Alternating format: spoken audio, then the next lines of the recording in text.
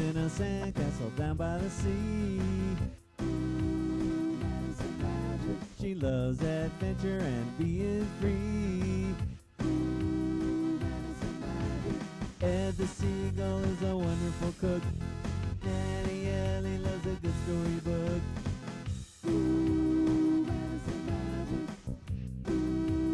Madison Magic. High tide, low tide, searching for treasure.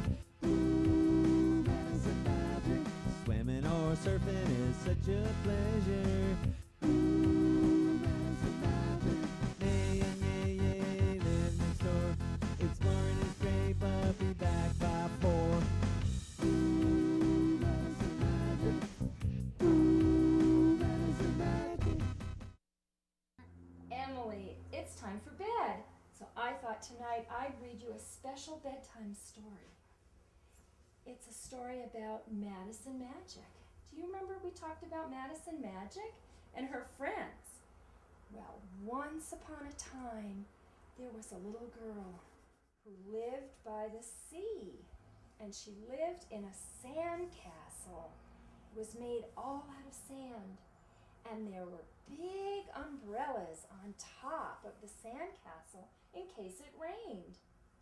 And Madison lived in the sand castle with a seagull, and his name was Ed. And Ed was a wonderful cook. He especially liked to make soup. And Madison also lived with a sheepdog, a big, fluffy sheepdog. It's Ellie. It is, it's Ellie. And Ellie was the nanny, and she loved Madison and took good care of her. And Madison and Ed and Ellie went on all kinds of adventures. But we'll have to tell more of the story tomorrow, okay? Because it's late, it's time to go to sleep. Floating on a cloud over the sea, soft as a moonbeam, quiet as bee.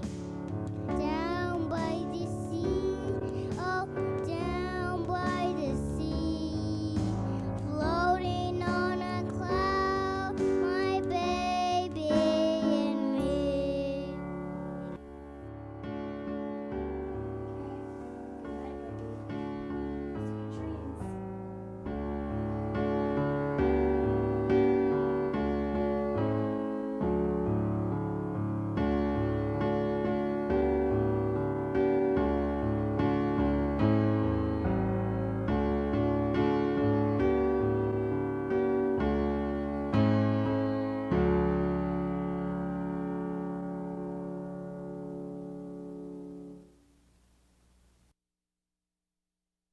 Hi, I'm Madison Magic. I live in a sandcastle down by the sea. Today we're at the beach, and we're trying to find some great shells. Uh-oh. What happened to this beach?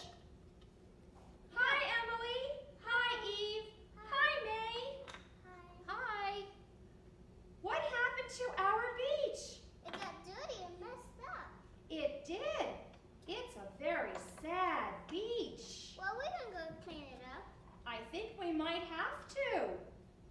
Yeah, that sounds like a good idea. Why don't we get started? Foot. Ow! Oh no! Ellie cut her foot! Oh no! What should we do? I know! I'll go get Doc Flo! Oh, Dr. Flo the flamingo. Yeah! I hope she can help Ellie. Ellie, how's your foot? It really hurts. Okay, Ed, we need to get Dr. Flo the Okay. flamingo. Here I go!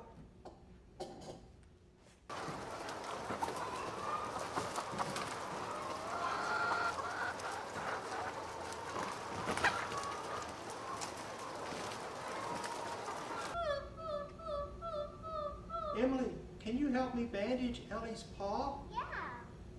Sure. Just wrap it around her paw. There you go. Just like that. Is that better, Ellie?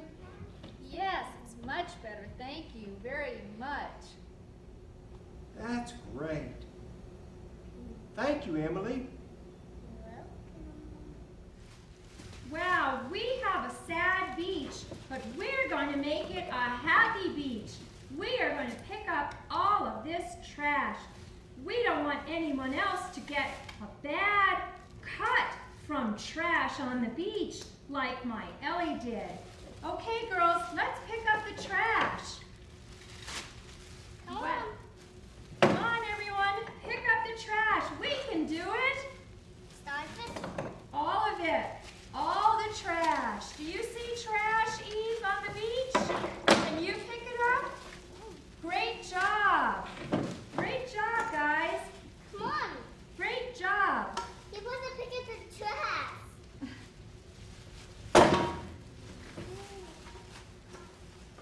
Come on, Eve. Wow, we have a happy beach. And Oh, it's shoot. clean. Yes, we have a happy beach. Yay! Hooray!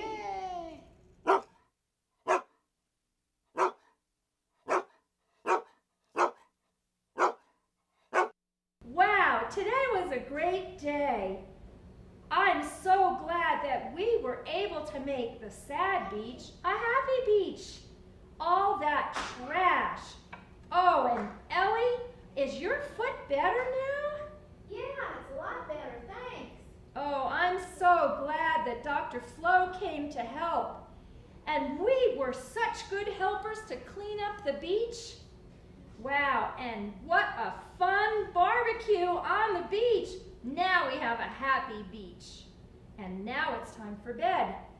I have a great bedtime story. Good night, Ed. I love you. Good night. I love you too. Good night, Ellie. I love you, Ellie. I love you too. Night. Good night. Bye. Hoppy and Joe by Betty Paraskevas, illustrated by Michael Paraskevas.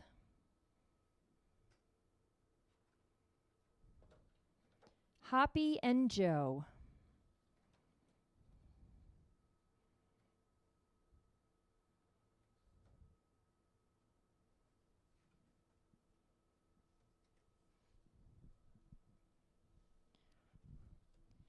On a narrow strip of land between the ocean and the bay known as Sunshine Beach, there was a tiny stand with a big sign that read, Gino's Lemon Ice.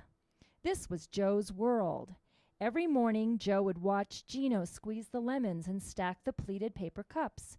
He'd fix his eyes on Gino's face, tilt his head, first to one side and then to the other, and listen as Gino shared his thoughts. But when the umbrella brigade began crossing the dunes, Gino got busy serving his customers, and for the rest of the day, Joe would wander the beach alone. Sometimes he'd sit near a family having fun and pretend he was part of the group, hoping they'd toss him the ball or a snack, but eventually he'd grow weary and move on. After a dip in the sea, Joe would shake himself dry, stretch out on the sand, and wait for the long, lonely day to end. One morning, he walked to the end of the jetty and found a seagull stuck between two rocks. "What are you doing there?" he asked. "Trying to get out," the bird squawked. Joe noticed that the gull had lost part of his leg, struggling to get loose. "Gee, I'm sorry about your leg," he murmured.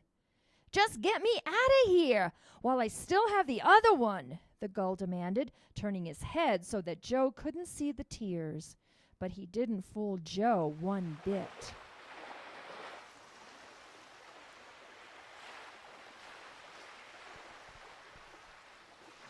When Joe carried the wounded seagull inside the lemon ice stand, Gino shouted, "You can't bring that bird inside, Joe. He'll drive away my customers. Take him out right now." Joe did as he was told, and found a place for the gull behind the little stand, and Gino was more than a bit miffed by Joe's constant devotion to the bird. "Hey, Joe," the gull would whimper, "see if you can find a paper plate with some ketchup left on it. I can't eat these fries without ketchup." And sometimes he'd say, "Phew, it's so stuffy back here. I feel a teensy bit faint. How about a little ride, Joe? I just want to feel the wind in my feathers." One day, he told Joe of his dream to fly south. "I'm telling you, Joe, I was revved up and ready to go." Then he sighed, "I'll never make it now." Gee, I'm glad you're not going," Joe said. "I never had a friend before." "Oh, there's Gino, but he's family, and he's busy all day." "Yeah, well," said the gull, "I never had a dog before, for a friend, I mean." And Joe saw a fleeting twinkle in his eye. When the bruised and battered gull finally succeeded in hopping about, Joe shouted, "Go, Hoppy, go!" Hoppy never went near the lemon ice stand again, and that was fine with Gino. Good riddance. But from that day on, Joe's world changed. Every morning he'd head down to the beach, to the snack bar, where he knew Hoppy would be waiting for him. Summer was humming, and the days flew by like the pages of a favorite book in a persistent breeze. Joe loved to run along the beach with Hoppy on his back, shouting, "Faster, Joe! Let's really kick up some sand." Gino kept the stand open late every night, and Hoppy and Joe liked to talk as they watched the moon spill diamonds on the sea. Hoppy would say, "I'm not kidding you, Joe. You'd love it down south. This old bird at the county dump told me they got palm trees and sand that sparkles like sugar crystals, and water so clear you can see right to the bottom of the ocean." And sometimes they didn't talk at all. But the golden days of Sunshine Beach ended when a black cloud arrived in the form of a letter, advising Gino that he could no longer rent the stand because the land had been sold to a restaurant chain. Gino sat for a long time with his face in his hands. Then he said, "Joe, we're moving south. At least we'll be able to stay open all year." Joe rushed off to tell Hoppy. "Hoppy, Gino says we're moving south." "No kiddin', Joe? Well, in case I don't see you again, have a good trip." Joe's eyes were huge circles. "Hoppy, you're the one who always talks about going south. This is our big chance." "Look, Joe, my long-distance flying days are over, and my landing gear ain't what it used to be." "You can do it. Just follow the truck, Hoppy. I promise I'll be watching for you every minute." "Sure, Joe. While you're in the truck with Gino, all comfy and cozy, I'll be up there all alone, beating my wings." "Gee, I'm sorry. I wish you could ride in the truck, but Gino would never agree to that." "I can't make it, Joe." "Think, Hoppy, you and me, just lying around soaking up all that sunshine." "You don't understand, Joe." I'm scared." "You scared?" "Hoppy, I never met anyone as brave as you." "Really?" "Would I lie?" "You really think I can make it?" "I know you can." "Maybe you're right. Gosh darn it, I gotta try. How much time do I have to get in shape?" "We leave in a week."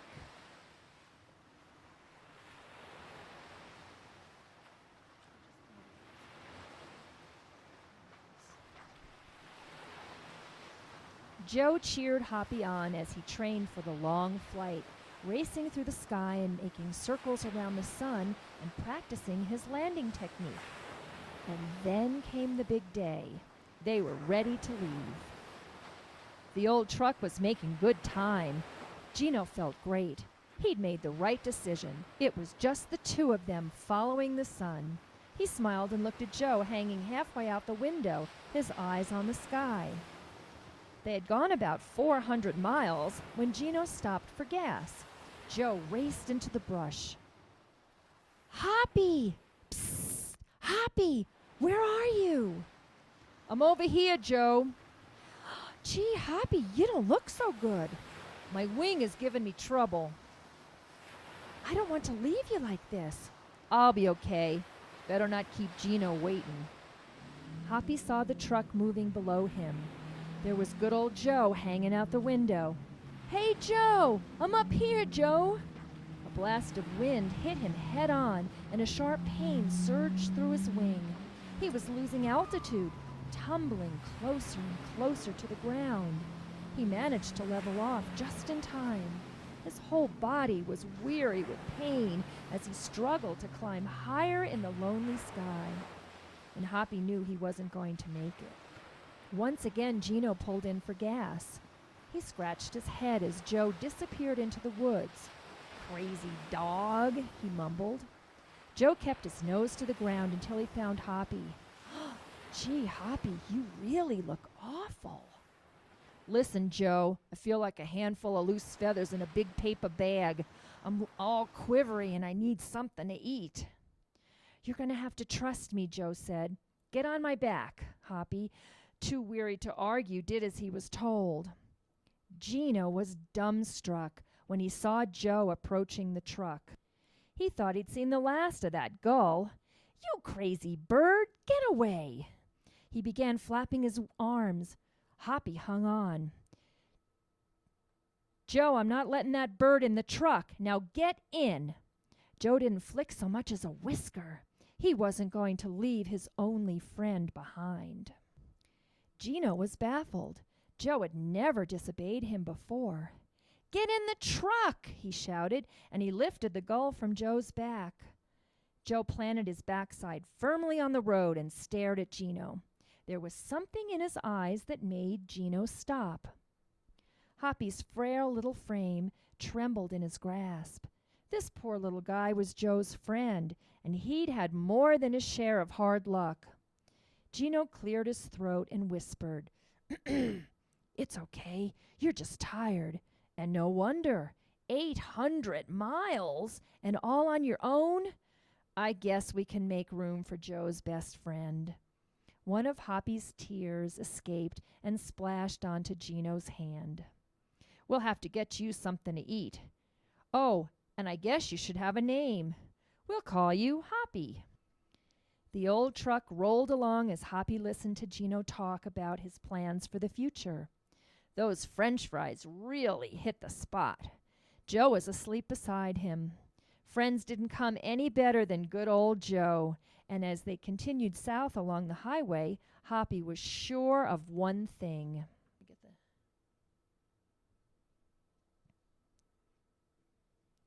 He was one lucky bird.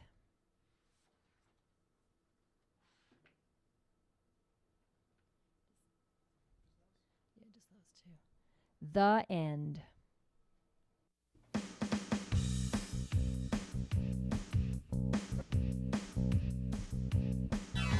She lives in a sandcastle down by the sea. Madison Magic. She loves adventure and being free. Madison Magic. Ed the seagull is a wonderful cook. Natty Ellie loves a good storybook. Madison Magic. Madison Magic. High tide, low tide, searching for treasure. Madison Magic. Swimming or surfing is such a pleasure.